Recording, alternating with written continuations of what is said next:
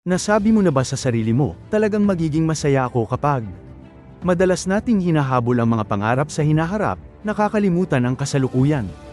Kilalanin si Sarah na laging nangangarap maglakbay sa mundo. Walang pagod siyang nagtrabaho, inipon ang bawat sentimo, nangangakong, balang araw, ay sasabak siya sa kanyang engranding pakikipagsapalaran. Lumipas ang mga taon, na minarkahan ng mga naantalang kagalakan at mga librong hindi nabasa, lahat para sa isang kinabukasan na tila laging abot kamay ngunit hindi makuha. Pinanood ni Sarah ang kanyang mga kaibigan na tanggapin ang mga biglaang biyahe at sundin ang mga hilig.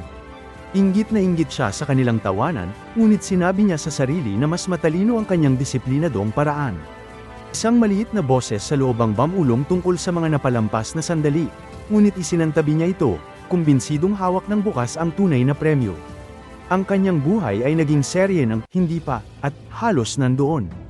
Isang araw, isang malaking takot sa kalusugan ang yumanig kay Sarah sa kanyang kaibuturan.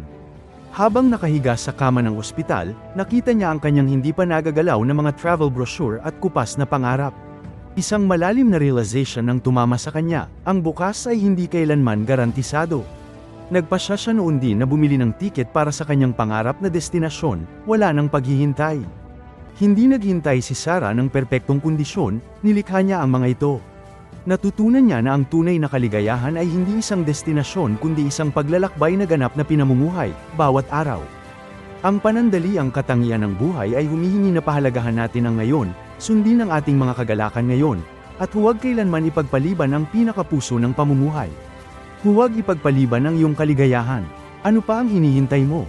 Gawin ang hakbang na yon, gawin ang tawag na yon, o planuhin ang pakikipagsapalaran na pinangarap mo. Mag-subscribe sa Filipino Repo para sa higit pang mga kwento na nagbibigay inspirasyon sa iyo na mamuhay ng iyong pinakamagandang buhay, ngayon.